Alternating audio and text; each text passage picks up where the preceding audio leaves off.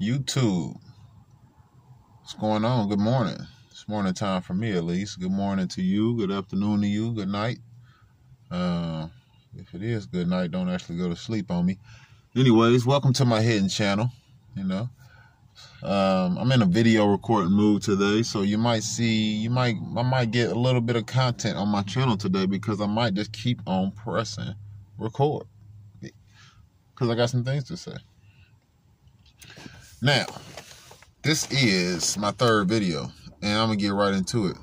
The topic is, why am I such a misanthrope? Why am I misanthropic? First off, if you don't know what misanthropic means, if you don't know what a misanthrope means, a misanthrope is somebody that just doesn't really like people like that. The definition, I believe, is someone who doesn't, I don't know the exact definition, but it's someone who doesn't like mankind. Something like that. And I do have a problem with mankind. I feel like the average human just isn't about the right. And so we're going to get into why I'm so misanthropic and why I feel this way. And in order to do that, I feel like I have to take y'all down memory lane. So let's go down memory lane. So, for me, this is why I'm misanthropic. And this video on why I'm misanthropic will also lead into other videos because of some of the things I'm going to touch on. Why am I misanthropic? Early on, I learned that people wasn't shit because of my father, to be honest with you. You know, I didn't really realize how mean he was being because I was a child back then, so it didn't really, pop in my head at how mean he was actually being. It was just I don't know, man, normal to me. And, our father was mentally, verbally, and physically abusive growing up. So that's something I just, as a child, kind of went through. My father always putting me down and punishing me for crazy things and going too far with punishments. And that's one thing that probably just sparked me on, and he was a preacher, he was a preacher. So that's one thing that just kind of sparked me, didn't make sense to me with people. How are you a preacher and then you come and do this? Because when I'm being religious, man, I'm making sure I'm trying to live my life as much of a saint as possible. If you see me posting about all this religion and stuff on Facebook, we all humans. There's no way I'm going to be a preacher or a pastor and then go home and do something like that. It just doesn't make sense. So that just shows you the psychology of humans already off top. That people just, we're going to get into it. That shows you that people don't take the time and look at themselves. And that's what we're going to get into on why I'm misanthropic. Well, let me continue with my story first. This might be a 20-minute video. So the second reason, so what else got me not to liking people? Well, as a child, I kind of realized that I was a loner. I didn't have friends, and I realized that because I grew up in a house with two sisters. They were my age. They were only a year and a week older than me. They're twins. And I realized that they were having friends when I didn't have friends. Even early as when we were just kids and just hanging out, and my mother would have to call my little cousin, this little girl, to come hang out with me because my sisters had two little guys over hanging out with them. So I wouldn't feel left out. My mother would call my little cousin, which to me was already a red flag of pointing out that there was something wrong for you to have to call her anyway. You're already showing me that I'm alone. Maybe I wouldn't even saw that if you had did that. But that's pretty much okay, that's when I first realized, okay, I'm a loner. It feels a little lonely. That was my first lonely feeling. And then I started realizing my sisters were going to movies and stuff like that. Once we got into middle school and high school, they going out to movies with friends. I had never been to the movies with a friend a day in my life. I never have. So I'm a loner, man. And it's not for no reason. I don't know. It's just I'm just a loner. Our parents didn't socialize us with our other family members either. They didn't socialize us with our cousins as much as they should have. And they didn't socialize us with our grandparents like they should have. So I didn't get socialized like that, honestly, as a child. And, going to middle school going to school, period, wasn't the best because, once you get into middle school, elementary, people aren't really paying attention to too much. And once you get into middle school, that's the age where people start paying attention to how you're dressing and all that type of stuff. And so, when I got into middle school, I was a horrible dresser. So, I'd be walking down the street and people would be laughing at me in my shoes. There was these girls on the porch. As I walked down the street, they'd be pointing at me every day walking home from school. We're going to lean to the left. We're going to lean to the right.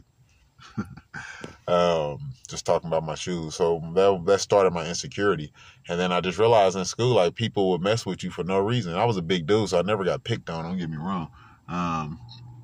I grew up like, a big sized dude, kind of a fat kid, which is, something that I was always made fun of, and I was always made fun of for how I dressed.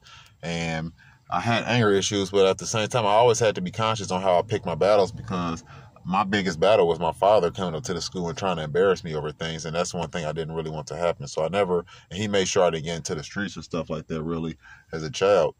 Um, so, and then, so I just saw that as a child, okay. And then I had a friend for a little bit who allowed me to get jumped in school. He was supposed to be a street dude. And I kind of figured, like, okay, if you my friend and you supposed to be in these streets, shouldn't you be helping me, like, get some type of retaliation if you a street nigga? But he didn't. And I felt some type of way about that. So my first friend that I ever had, I had my friend at 13, and we fell out because somebody asked me, do I think he would have my back if we got into a fight? And I said no.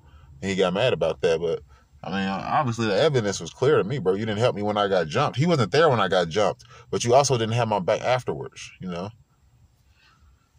I felt some type of way about that. But I let it go. And I still remained friends with him, kind of cool with him for a little bit until that question was asked of me, and I said the truth, and he didn't like it. And so we didn't fall out or anything. We just stopped hanging out with each other. But that was my first friend, and that's when I realized, well, what was the point of having him as a friend? It was no benefit, because if I'm a friend with somebody, I got your back, man. It's just how it is. I don't care if I'm scared or not. We're going to be scared together. So that's just me, man. Loyalty. It's hard to find somebody that's loyal. And that was my first time having a friend. After that, I didn't have a friend until junior year of high school. So the next time I ever had a friend to hang out with after school. So that whole time, from 8th grade to junior year of high school, all that time in between, there was nobody I was hanging out with after school. And we talking like towards the middle to the end of my junior year. So I had no friends to hang out with. And so then when I finally did start hanging out with friends that junior year, so pretty much it was just me going home and listening to music every day, or doing homework, or watching a movie, or, that's all I did. Or then I eventually ended up getting a job, so I worked too. And then I would go over my older sister house. She's like 10 years older than me, because she liked music. She's into music. I'm into music. So I would go to her house. And then, and so I had no friends until junior year. When I finally did get some friends, all they wanted to do was smoke and drink. That's all they were on, smoking weed really back then. And when I started hanging out with my sister's husband, who I still consider a friend, her ex-husband, all he wanted to do was drink. So he got me started to drinking. He even got me started to smoking cigarettes. And then, my friend got me started to smoking weed. And boom, I started hanging out with people, and that's the time I just hung around the wrong people, man. Like, just the wrong people, man. I just wish I had hung around with other people. So then, and that's one thing I don't like about people. If you're addicted to something, you should not be trying to encourage other people to be addicted to it. That's why I don't like people. So I'm going to keep going on why I'm misanthropic. So then I ended up kind of like falling back off him, because I saw he wasn't no good friend either. Like, he just wasn't a good friend. He was just a shitty dude. All he wanted to do was keep me high and drunk, and he just didn't have my back, and he just couldn't trust him. He wasn't a good friend. So we didn't fall back, but I fell back off of him, just like I did the first one. And then I started hanging out again with another friend. Once I switched high schools, I started hanging out with somebody else, and he was my best friend for about a year or so. And he's the first guy I ended up committing a crime with and getting caught and going to prison for. Didn't tell on him. He didn't get in trouble. I got in trouble. I didn't tell on him. As bad as they tried to make me tell on him. And come to find out, while I kept my mouth shut in jail, he was trying to do it to my sister. He was trying to do it to the girl that he knew I liked. And come to find out, the crime that we committed together, he had played me on the crime anyway. And he had stepped on my toes so many times before that, a couple times before that. And even still, I let all that go, y'all, because I ended up getting locked up. He ended up getting locked up for something else. I got out before him. And when he gets out, I had my own crib. By the time he got out, I had my own place. And he got out and just continued to step on my toes. And it took me about another 2 years to cut that dude off. Maybe a year or two to cut that dude off again. And finally moved on from him. Probably took about 2 years to cut him off. And then all the other friends I met in between. So let me get into why I'm misanthropic.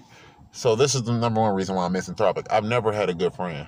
I've never met somebody that was loyal, like real loyal. Like I could trust them. They got my back, I got their back. Because I'm a type of person, man, I'm going to ride out for a person that I know got my back. Like I'm going to I'm going to tear up a fucking country for you, man. Because that's just the type of person I'm loyal. If I got your back, if I know you got my back, I got your back. There's just no way around it, man. That's just how it is.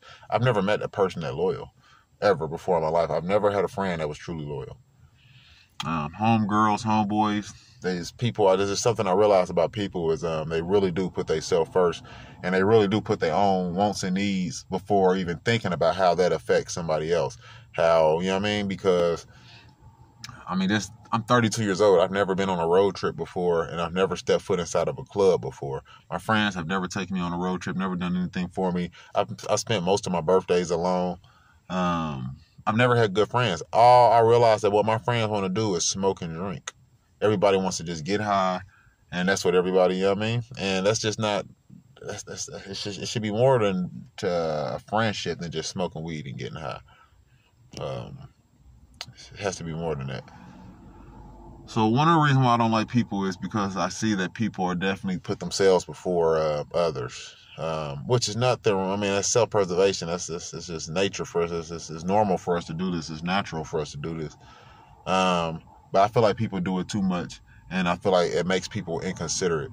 It makes you an inconsiderate person when you don't have to be. So, for example, like I'm on house arrest, so I had my homegirl.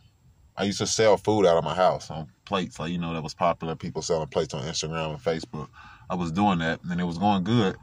And my homegirl came through, and this is something I was really trying to do, but she was just trying to get out the house because she got 4 kids and a single mother, which is her fault. And I'm just being honest. And so she was using me as an escape, which is one reason why I don't like my friends. They use me as an escape, whether they're bored, they're in a bad relationship, or whatever. They use me as an escape, and they kind of like I said, it's the self-preservation rule. They're being inconsiderate as they're using me for escape. I don't mind you using me for escape, but just be conscious of how you're going to use somebody. So she would come through and help me with my plates and slow me completely down, bro, because she didn't want me doing recipes without her. She wanted me to wait on her to do the recipes. And she was supposed to be a help. She didn't help me with not a single recipe. She would come through and she would leave early. She had kids, so I understand that. But still, sometimes she would leave early just to hang out. And all the orders came through when she was gone. It never came through while she was there. It just would have been a better process if I had just did it on my own, because she wasn't a good person to rely on. She would be coming late to the things. She wasn't professional at all. And she'd be there sleeping and taking a couple shots when we supposed to be working. Like, she was just a big distraction. And my thing is, she should have thought about that. If you're gonna come here and help me, you should have been on your game. You should have been on your game, because this is something I was really trying to make money off of and get popular, and you slowed me down. Now I know that's a bad excuse, but that's a small, only certain people understand that. That's a small example of how self-preservation can be reflected as, or to me is, another form of being inconsiderate.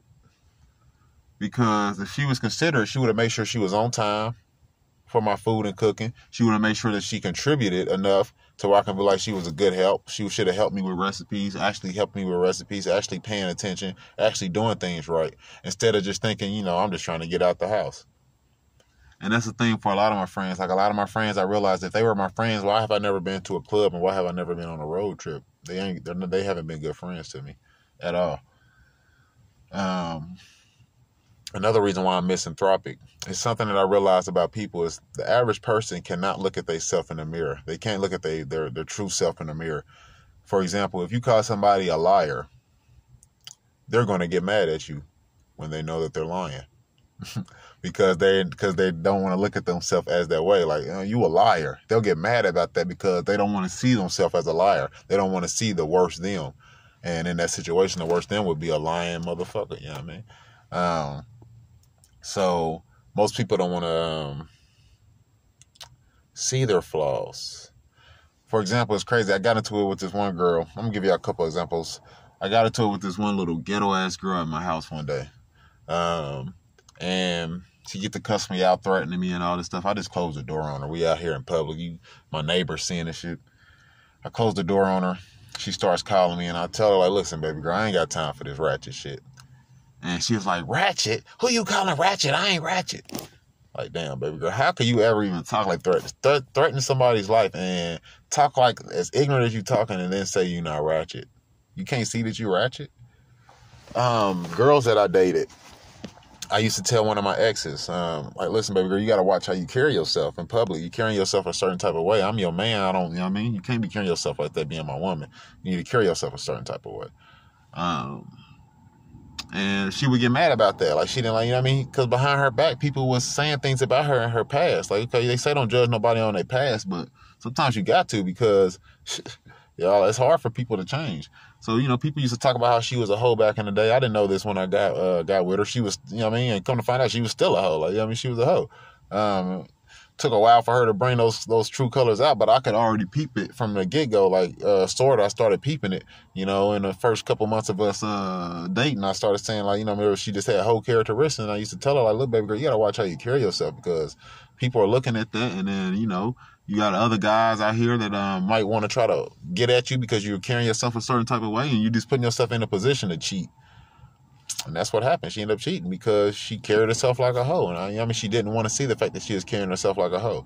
The little young girl I dated, she didn't want to see that she was immature. I tried to keep telling her these things and lazy. And people do not like to see the real them. I try to tell my mother and my father, like my mother just hasn't been like a true loving mother, in my opinion. And my father has kind of been like a negative person all my life. And my mother's kind of been negative all my life. And they don't want to see this about themselves. They don't want to look at the true them. That's one thing I don't like about people. If you can't look at the true you, how can you ever improve? Like, how can you be a better person if you can't look at the real you? You can't. How can you improve? If you're going to keep going around feeling like nothing's wrong with you when you're a fucked up person, you're going to stay a fucked up person. And I feel like this is something that most humans, these two things are the two things that make me not like people. The fact that they're inconsiderate and the fact that they don't know how to look at themselves in the mirror. And that's the part of mankind that I cannot stand. I see the good in every person I've ever came across. I will tell you that. Every person I've ever came across, I've seen good in them. But the average human is a shitty person. And it's hard to meet a loyal person. It's hard to meet a thoughtful person. It's hard to meet a person that you can trust, man. It's not easy. And it's hard to meet a person that's just genuine. You know, people are users. People like you got men out here using women, women out here using men. It's just not a good place, man. It's just, you know, I mean, humans are kind of like just fucked up people. Like a dog has more loyalty than a human, and a human, in my opinion, is smarter than a dog. So, you know, it just makes no sense. So these are the two reasons why I do not like people, man. I don't know if that'll ever change. Maybe I'll get a different perspective. Me being on house arrest makes this feeling even more enhanced. And that's it, y'all. So this is going to be about 20-minute videos looking at like 18, 19 right now. And that's just all I wanted to say, man. This is why I'm misanthropic. This is why I don't like people. There's other reasons why I might end up adding to it. But this is the video. Why I'm misanthropic. 2 reasons why. And you got them. Adios.